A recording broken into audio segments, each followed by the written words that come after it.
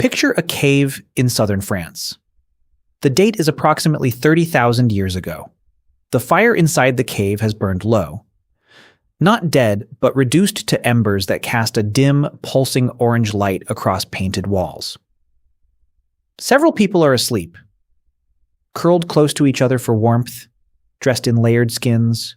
They're breathing the slow, deep rhythm of genuine sleep rather than the light, alert rest of animals expecting predators. And somewhere in one of those sleeping brains, something extraordinary is happening. Images are forming without any external input. A mammoth is moving across a mental landscape that does not correspond to any real place. A face appears. Someone known, someone absent, someone perhaps dead. A sensation of falling happens without any actual movement. A threat materializes with all the emotional weight of a real threat but leaves no physical trace. The sleeping person's eyes move rapidly behind their closed lids. Their brain's electrical activity, measured from the outside, looks almost identical to the activity of a fully awake, alert person engaged with the real world. They are dreaming, and when they wake in the morning, they will have some memory of what happened in their sleep. They will try to tell someone about it, and the person they tell will have some framework for understanding what they are describing. Because in this community, in this period of human history, dreams were not mysterious artifacts of a sleeping brain that required 21st century neuroscience to explain. They were understood as something else entirely, something with a significance and a reality status that modern Western culture has largely abandoned. The question of whether ancient humans actually dreamed is one of those questions that sounds simple and turns out to be several different questions stacked on top of each other.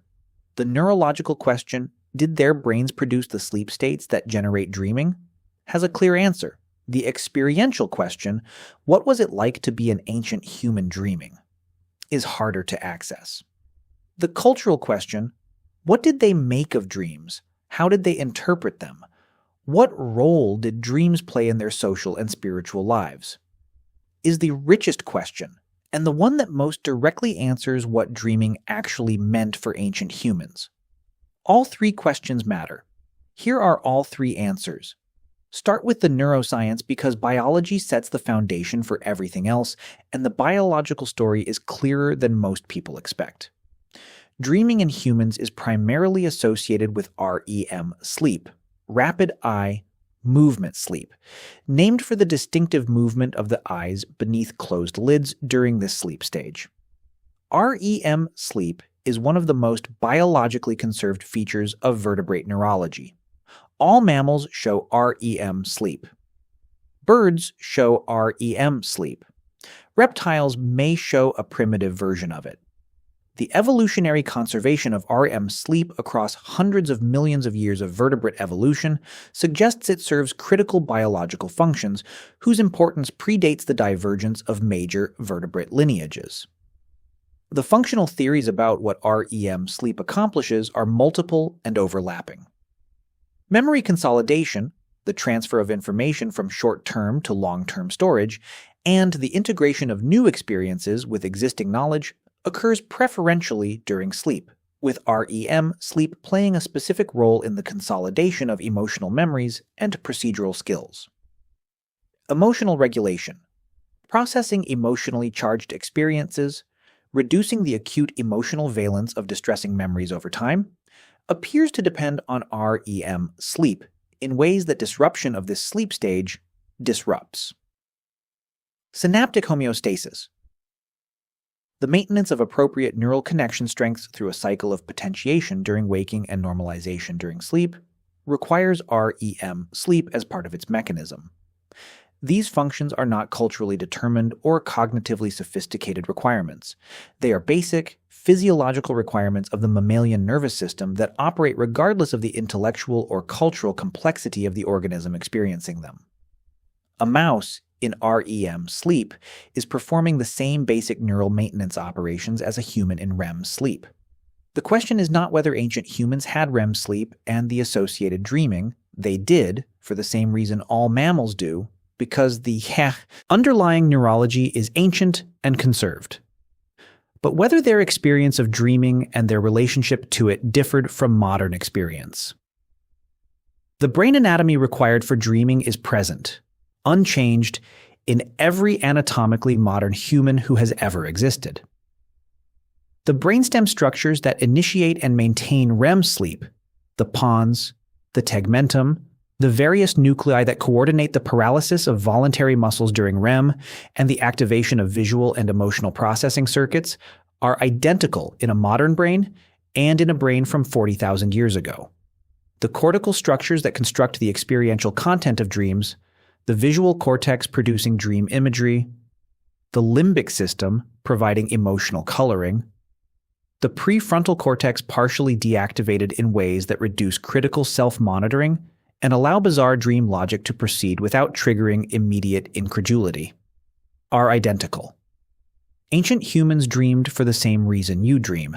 Their brains required the same neural maintenance. Their sleep architecture cycled through the same stages. Their eyes moved beneath their closed lids in the same way. And their experience, the subjective, first-person experience of being inside a dream, was almost certainly qualitatively similar to your experience of being inside a dream, because the neural machinery generating that experience was identical. What differed was everything that surrounded that experience, the cultural framework for interpreting it, the social context in which it was shared and discussed, the significance assigned to it, the behavioral consequences of specific dream content. And these differences were enormous, transformative, and deeply revealing about how ancient human minds related to consciousness, reality, and the world beyond direct sensory experience. Begin with what the earliest evidence for human engagement with dreams actually is, because this evidence pushes back further than most people assume. Cave art provides an indirect but compelling line of evidence. The paintings at sites like Lascaux, Altamira, Chauvet, and dozens of less famous caves across Europe, Africa, and Australia share certain visual characteristics that overlap significantly with what is known about the phenomenology of altered states of consciousness, including the hypnagogic states at the boundary between waking and sleep, and the experiences of REM, dreaming itself. Paleolithic cave art frequently features geometric patterns, grids, zigzags, spirals, dots, nested curves, alongside figurative representations of animals and occasionally humans. These geometric patterns correspond closely to what neuroscientists call entoptic phenomena, visual experiences generated by the visual system itself rather than by external input, produced during sensory deprivation, certain illness states, hypnagogic transitions, and various altered states including deep meditation and psychedelic experiences. The fact that these patterns appear consistently in Paleolithic art across geographically separated cultures with no direct contact suggests they reflect a common neurological source rather than a shared cultural tradition. And the most likely neurological source is the experience of altered states, including dreaming. The animal imagery of Paleolithic art shares characteristics with dream imagery in its combination of vivid naturalism with impossible juxtapositions. Animals in positions or contexts that reflect intense observation of real animals combined with arrangements that no waking observation would produce. Composite creatures, part human, part animal, appear in cave art with a frequency that suggests familiarity with the boundary-dissolving, category-mixing imagery typical of dreams and related altered states. The therianthropes, part human, part animal figures like the famous Lion Man of Hohenstein-Stadel, carved approximately 40,000 years ago, may represent dream or trance state experiences in which the experiencer perceived themselves or another person as transforming into or combining with an animal. This transformation imagery is reported in dream accounts across cultures worldwide and appears to reflect a specific characteristic of REM dreaming in which self-representation becomes fluid, and boundaries between self and other, between human and animal, become permeable. By the way, if you want to go even deeper into the secret lives of ancient humans, I just launched a full course called The Secret Lives of Ancient Humans. 10 modules, 3+ hours of content covering everything we never talk about on YouTube. What they feared, how they communicated, what hunted them, and much more. Plus an exclusive PDF guide included. Link in the description. See you inside. The oldest written dream records come from the ancient Near East, and they are extraordinary documents. Mesopotamian dream texts dating to approximately 4,000 years ago represent a tradition of dream interpretation whose depth and sophistication indicates that the underlying dream culture was already ancient when writing was first applied to it. The Assyrian Dream Book, a systematic catalog of dream scenarios and their interpretations compiled approximately 3,000 years ago but drawing on earlier sources, is a reference manual for professional dream interpreters serving the royal court, indicating that dream interpretation was a specialized profession with its own technical vocabulary, its own methodology, and its own institutional standing. The dreams recorded in Mesopotamian texts are recognizably human in content. Anxiety dreams about being chased, pursued, or attacked. Flying dreams. Dreams involving dead relatives. Dreams of impossible transformations. Dreams of erotic encounters. Dreams of falling from heights. Dreams in which the dreamer is naked in public or otherwise exposed to humiliation. The content of Mesopotamian dream records is so immediately recognizable to modern readers that it serves as a direct demonstration of the cross-temporal continuity of human dream experience. The same fears, the same wishes, the same neurological machinery producing the same kinds of experiential content across 4,000 years of profound cultural change. The interpretive framework Mesopotamians applied to this content was radically different from modern frameworks, however. In Mesopotamian thought, dreams were not internal mental events produced by the sleeping brain. They were communications from gods, from demons, from deceased ancestors, from the dreamer's own personal protective spirit, received during sleep when the ordinary perceptual barriers between the human world and the divine world were lowered. The sleeping body was relatively vulnerable, its normal sensory engagement with the world suspended, and this vulnerability simultaneously opened it to divine communication and exposed it to demonic attack. This framework had direct practical consequences. A significant dream, one involving gods, royalty, ominous imagery, or situations with obvious symbolic relevance to the dreamer's waking concerns, required professional interpretation to determine its significance and appropriate response. Incorrect interpretation of a royal dream or failure to properly respond to a divine communication received in sleep could have disastrous consequences for the individual or the kingdom. Correct interpretation and appropriate ritual response could avert threatened disasters, confirm divine support for planned actions, or provide specific guidance from divine authorities unavailable through ordinary waking consultation. The investment ancient Mesopotamian society made in dream interpretation infrastructure. Professional interpreters, institutional dream archives, systematic interpretive catalogs reflects the genuinely high stakes that Mesopotamian culture assigned to dream content. This was not superstition in the dismissive sense. It was a rational institutional response to a culturally central form of information that was believed to come from sources of extraordinary authority and relevance to important decisions. The ancient Egyptians developed an equally sophisticated dream culture whose infrastructure and preserved texts reveal similar foundational beliefs in the divine origin and prophetic significance of dreaming. Egyptian dream temples, the Greek name for them from the practice of incubation, provides the English term, were sites where individuals seeking divine guidance, healing, or resolution of specific problems would sleep within the sacred precinct, sometimes after rituals of preparation including fasting, ritual bathing, and the wearing of specific garments in hope of receiving a dream from the presiding deity. The practice of dream incubation, deliberately seeking a significant dream through ritual preparation and sleeping in a sacred site, appears across multiple ancient cultures with remarkable consistency. Greek dream temples dedicated to Asclepius, the healing deity, were major pilgrimage destinations where the ill-sought healing dreams. The Hebrew patriarchs and prophets repeatedly received divine communication through dreams in the biblical narrative. The Roman Emperor Augustus reportedly had recurring, significant dreams that his advisors interpreted for implications relevant to state decisions. The specific practice of incubation reveals something important about how these cultures understood the relationship between ordinary and significant dreaming.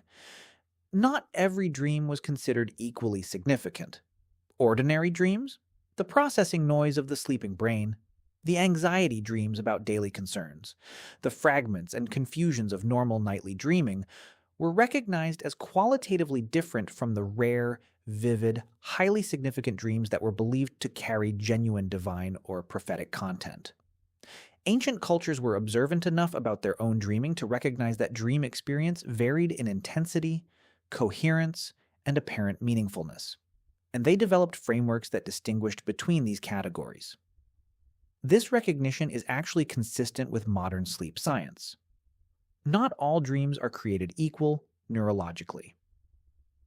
Late REM sleep periods, those occurring in the final hours of a normal sleep period, produce longer, more vivid, more narratively coherent, and more emotionally intense dream experiences than early REM periods. Dreams during states of high physiological arousal, including fever and illness, are often more intense and bizarre than normal. The subjective impression that some dreams feel qualitatively different, more real, more significant, more emotionally powerful, reflects real variation in the neural states that produce them, not simply wishful thinking about some dreams being special.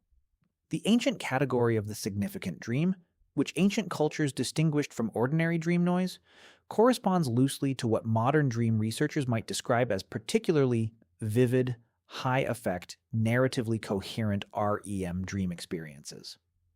The kind that are remembered clearly upon waking, that carry strong emotional impact, and that continue to feel meaningful in retrospect. Ancient cultures were observing real features of dream phenomenology and developing interpretive frameworks around them, even though their theoretical explanation for why these dreams felt different was neurologically incorrect. Indigenous cultures worldwide provide additional perspectives on ancient dreaming that expand the picture beyond the Near Eastern traditions that dominate most historical accounts. Aboriginal Australians are particularly notable because their relationship to dreaming is embedded in one of the most complex and comprehensive frameworks for understanding reality that any human culture has developed: the dreaming or dream time. The concept of the dreaming in Aboriginal Australian thought is frequently misunderstood by non-Aboriginal people as referring primarily to dream states during sleep. It is considerably more than this.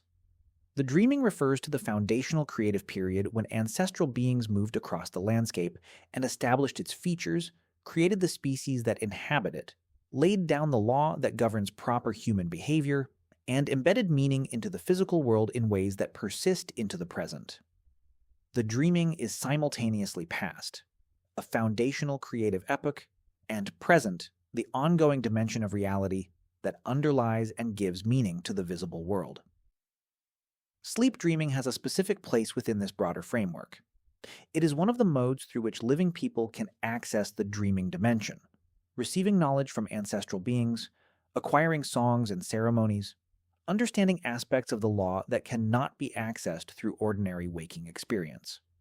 Significant dreams in Aboriginal cultures are thus not individual psychological events, but encounters with a shared spiritual reality, carrying cultural and legal implications that extend beyond the individual dreamer to the community as a whole.